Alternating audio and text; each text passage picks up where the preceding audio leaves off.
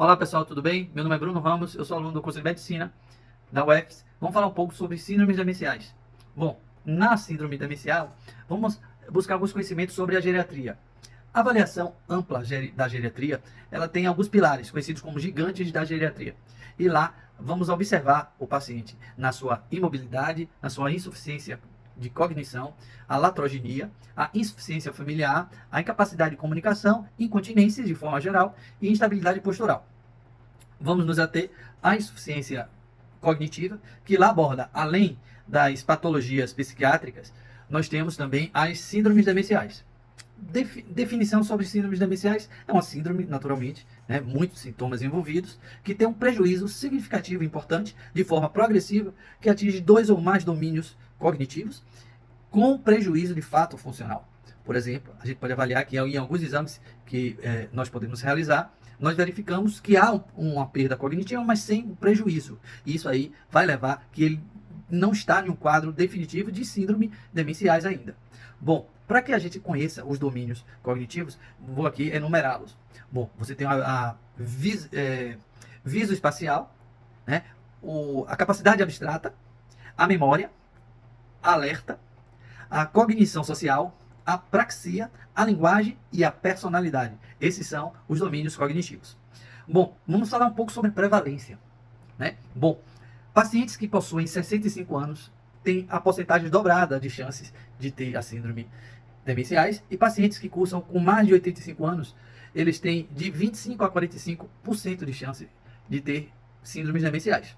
Etiologicamente falando, nós temos as síndromes demenciais que são causadas de forma primária a partir de uma modificação estrutural no sistema nervoso central. E essas patologias primárias, elas podem ser a doença de Alzheimer, né, que é a principal, a mais prevalente, os corpúsculos de Levy, né? Tem a demência frontotemporal, você tem também o Parkinson, e você tem a doença de Huntington. Essa doença de Huntington, normalmente, é acompanhada por neurologista. Então é importante fazer uma anamnese e uma entrevista mais global. Você também tem 3 patologias que são conhecidas como o Parkinson Plus, que é a paralisia progressiva supranuclear. Você tem a degeneração córtico-basal e você também tem a atrofia de múltiplos sistemas.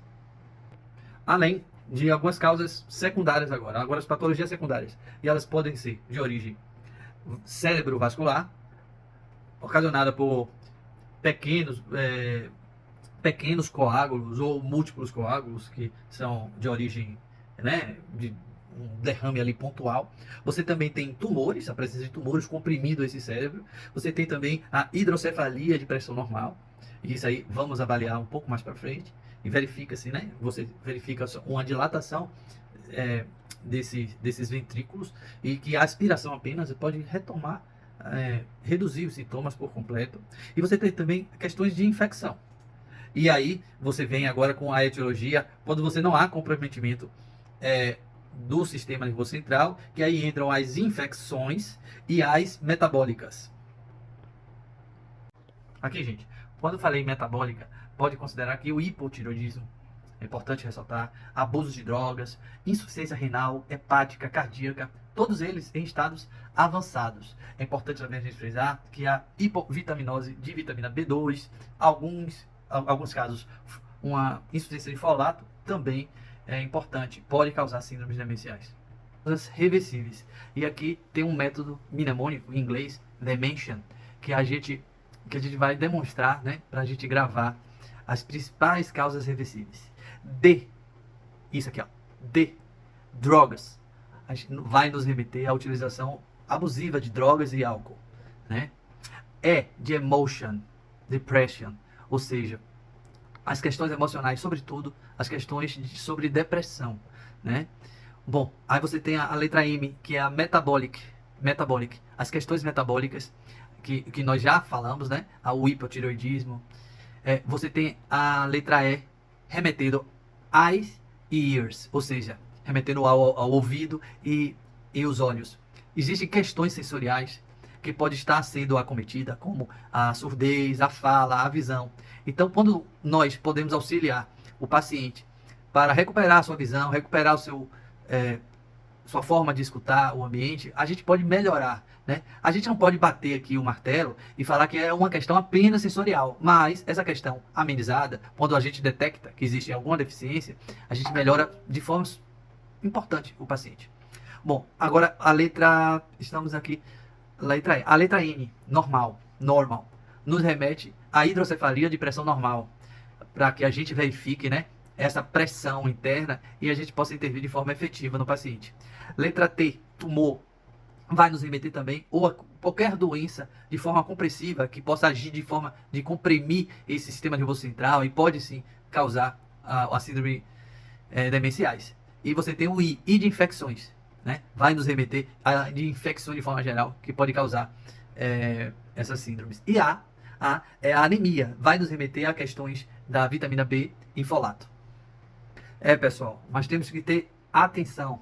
Apesar de 2% apenas dessas síndromes se ater a causas reversíveis, nós precisamos pesquisá-las de forma ativa, porque caso a gente consiga detectar, é uma condição que vai trazer ao nosso paciente uma condição mais normalizada, ou seja, são modificadores dos sintomas de forma importante. Então, pacientes que possam cursar com esses problemas, se a gente detectar e conseguir resolvê-las, vai trazer uma normalidade e vai trazê-la uma funcionalidade.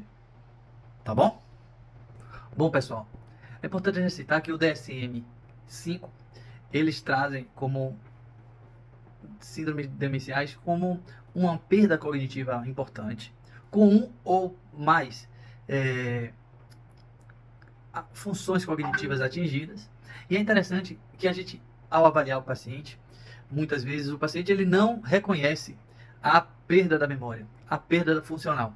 E por isso é tão importante a presença dos acompanhantes. Muitas vezes você tem o acompanhante falando, olha, ele já não lembra de nada, a gente fala uma coisa, ele já pergunta novamente em seguida, né? Ele tem alguns comportamentos obscenos, ele mexe em todo mundo que chega perto, né?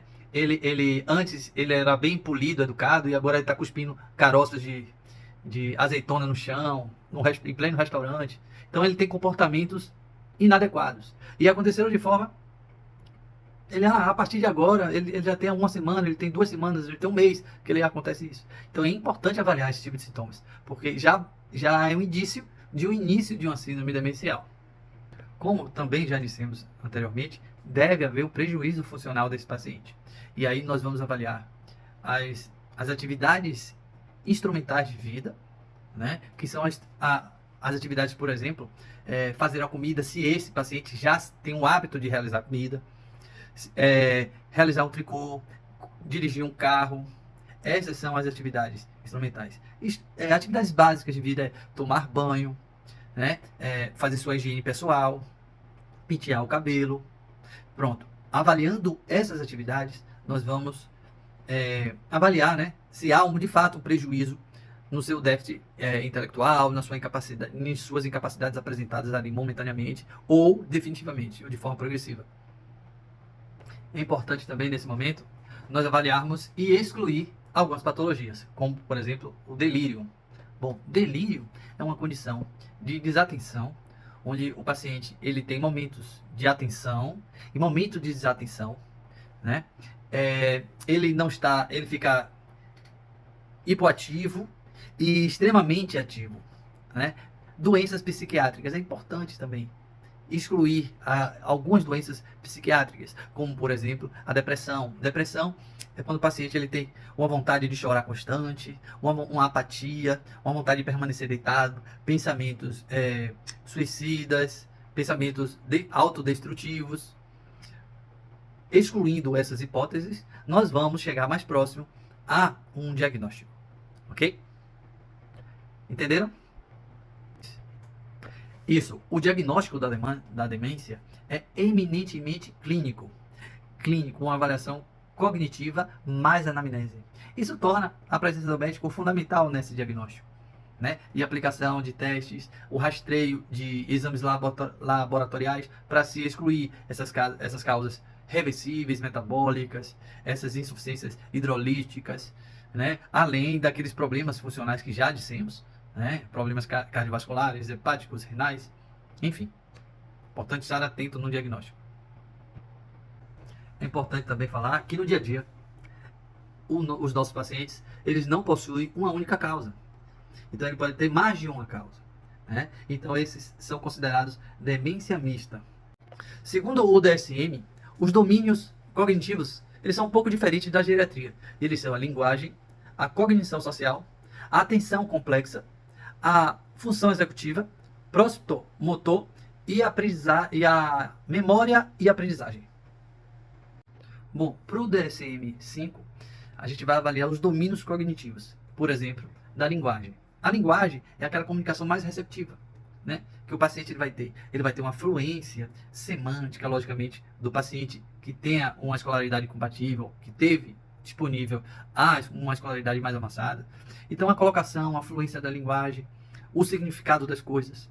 Por exemplo, tem um paciente que ele esquece o nome do celular. Então, isso aí é um distúrbio da linguagem, não da memória, né? A fluência, a semântica, o significado das coisas. Bom, você tem também a memória de aprendizagem. A memória de aprendizagem é o seguinte, então, a memória do que aconteceu hoje, né? Aquela memória bem rapidinha que é utilizada para discar o número. Por exemplo, eu falo o número e ele memoriza e ele disca ali em segundos. Essa memória rápida. Memória do que aconteceu ontem, né? Memória das pessoas, né? Quem ele é e quem são as pessoas. Então, todas essas memórias, então, memória de curto prazo, a memória imediata, a memória de médio prazo e as memórias mais distantes. Essas devem ser avaliadas. Função executiva. O que é função executiva? São os trabalhos mais que exigem do paciente, mas uma função mais elaborada, né? Uma questão, por exemplo, amarrar um sapato, realizar um desenho, né? Realizar um crochê, né? Que demanda alguma estratégia na sua execução, tá bom? Cozinhar. Você tem as etapas, você vai ligar o fogo, vai botar a água, vai misturar uns ingredientes, vai esperar ele fritar e vai acrescentar outro, a carne e etc. Se você tem essa função, você vai avaliar dessa forma. Essa função executiva também é conhecida como memória de trabalho. Nessa função executiva também, você tem a capacidade de planejar e de realizar outras decisões na medida que esse planejamento ele vai dar errado. Então você vai corrigir caminhos, tomar decisões durante o processo. Então isso caracteriza como uma função executiva. Vamos falar agora sobre a atenção complexa. A atenção complexa é aquela atenção que você vai ter o foco no que está sendo dito, no que esteja sendo feito, independente do que esteja acontecendo ao seu lado. O foco compartilhado é você prestar atenção no que você está fazendo e no cachorro que passa por aqui, por exemplo, embaixo de suas pernas, né? Tem também a função da atenção multicomplexa. Tem também a avaliação seletiva, que é a avaliação que você intercala a sua atenção no que você está fazendo ou no mundo exterior. Fechou? Todas essas, através dos exames, através dos testes psicológicos, serão observadas. Tem também a questão perceptomotor. Esta percepção é avaliada quando o paciente ele tem a capacidade de se colocar no ambiente, ele verificar a temperatura, né, a textura do chão, do piso, a sua capacidade de se colocar no espaço, né, ele perceber vibrações, ele se colocar no ambiente, né, de forma geral, sentir o ambiente. Tem a questão também, exatamente, tem a ver com a praxia, que é a capacidade de fazer coisas. Tem a ver também com a gnosia, que é a capacidade de reconhecer locais, né? Muitas vezes, essa gnosia ela está diminuída quando o paciente ele começa a não mais lembrar do caminho de volta. Ou seja, ele vai para uma mercearia, ele esquece como voltar para casa. Ele vai ao banheiro, esquece como voltar para o quarto. Então, é mais ou menos isso. Então, gnosia, a capacidade de reconhecer o caminho, a trajetória, lugares, né? Praxia, a capacidade de realizar coisas, né? Amarrar o sapato. Eu esqueci como amarrar o sapato. Eu esqueci como onde buscar a água, onde buscar o copo para beber, onde estão os copos dentro de uma casa. É isso aí. Depois disso vem a cognição social, que é o reconhecimento das emoções, tanto próprias quanto de outras pessoas. Então ele para de reconhecer as emoções, né? As emoções, se a pessoa gostou, se não gostou, eles não conseguem expressar suas emoções também. Então isso ele diminui muito a sua capacidade de relacionar com as pessoas, a sua capacidade social. Vamos falar agora sobre os testes cognitivos. Então você tem um mini exame de estado mental, o MOCA, utilizado mais propriamente em pacientes que tenham maior escolaridade. A bateria breve de figuras, o teste do relógio e a fluência verbal. Esses são os testes mais utilizados. Exames subsidiários, para a gente descartar aquelas ações mais reversíveis. Então você tem um hemograma completo, você tem a velocidade da hemossedimentação, sobretudo para alguns casos de artrite temporal que possa evoluir para síndromes demenciais. Você tem a função tireoidiana, você tem a vitamina B12, folato, VDRL, HIV, bioquímica em geral. Funções como análise do sódio, potássio, cálcio é muito importante. Inicialmente na função tireoidiana você começa solicitando o TSH. E se der algum problema, você solicita o T3 e o T4 livres. Lembrando que infecção do sistema nervoso central, eu passei rápido, mas o HIV é importantíssimo. Lembrando que a prevalência está aumentando em idosos. E sífilis como rastreio para infecção do sistema nervoso central. Outros exames também nós podemos nos valer. Por exemplo, TC do crânio.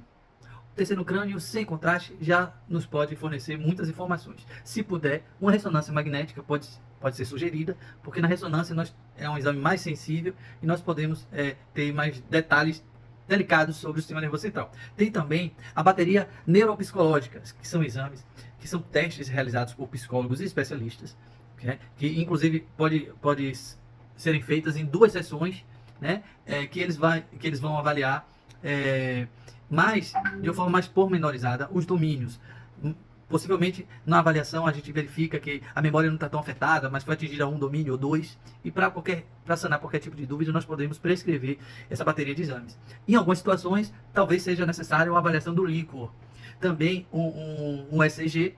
E exames como SPECT ou PET-CT podem ser importantes, porque eles avaliam a função cerebral. Né? É uma imagem, né, que nós vamos avaliar a função glicídica do cérebro. E nós podemos avaliar aí algum tipo de degeneração ou diminuição de função, quando comparadas com um teste normal. Bom, pessoal, vamos falar aqui sobre o exame PET-CT. Esse exame, ele visualiza o córtex a partir da sensibilidade glicosídica. Ou seja, a gente aqui, o objetivo é verificar a estimulação da região da glicose. E aqui você tem um exame normal, certo? E aqui você verifica essa parte vermelha, né? A parte abundante, com uma grande sensibilidade. E aqui, na segunda imagem, já verifica o impacto, um impacto da cognição ampla. E aí você tem uma descontinuidade dessa estimulação. Já na doença de Alzheimer, nós verificamos uma atrofia, uma diminuição dessa cortical, uma diminuição bem drástica da ação glicosídica, sobretudo na região temporal e região occipital, bem reduzida. Vamos falar agora sobre hipóteses diagnósticas. Geralmente, você recebe o paciente e ele tem uma percepção mais delicada sobre a sua condição cognitiva, normalmente os mais escolarizados. E aí, nós realizamos os testes, verificamos os domínios cognitivos e verificamos que não tem nenhuma perda de função. Então, a gente classifica com um déficit cognitivo subjetivo, mas acompanha. E, ao passar do tempo, se a gente verifica algum domínio cognitivo, alguma atividade instrumental ou uma atividade básica sendo prejudicada, aí, a partir daí, você analisa, você classifica como um problema cognitivo leve, né? Um déficit cognitivo leve. A partir do momento que você tem um prejuízo significativo de vários domínios cognitivos com um prejuízo de função, aí sim a gente classifica como uma síndrome demencial. Essa síndrome demencial ela é classificada como leve, moderada e grave, na medida que as funções importantes para o indivíduo sejam acometidas. Vamos falar um pouco de Alzheimer. Alzheimer é uma doença muito prevalente, cerca de 60% a 80% de todos os casos, eles são Alzheimer, e ele tem uma fisiopatologia muito conhecida. Ele tem os emaranhados neurofibrilares de proteína tal achado dentro dos neurônios, dos núcleos dos neurônios, né? E você também tem aquelas placas neuríticas de beta-amiloides. localizadas na periferia desse neurônio. Esses achados a medicina ainda não conseguiu identificar o porquê desse acúmulo e desses achados, mas ela está atrelada às patologias de Alzheimer. O quadro clínico é um comprometimento da memória, de início insidioso, de uma progressão gradual, com, em casos mais avançados, perda de influência das palavras. Inicialmente, ele esquece aquela memória mais imediata, ele normalmente, pela experiência da clínica, ele apresenta dificuldade de retenção da memória imediata, como ele pergunta, por exemplo, onde deixou algum objeto, e em minutos depois ele está fazendo novamente essa pergunta. Isso é um sinal. Exames, uma ressonância e observar se há um achado de atrofia do hipocampo, por exemplo, né? Inicialmente você verifica essa atrofia e depois verifica de forma geral se existe uma atrofia dos lobos temporais, da cortical, né? Uma diminuição. O tratamento é anticolinérgicos ou anticolinesterásicos, metatina, e o estímulo cognitivo é importante, né? O estímulo cognitivo através de terapia ocupacional. Essas terapias ela pode reduzir as perdas cognitivas, né? Reduzir a progressão dessas perdas cognitivas. Mas de fato eles não vão modificar a doença. Certo? Entenderam? Beleza.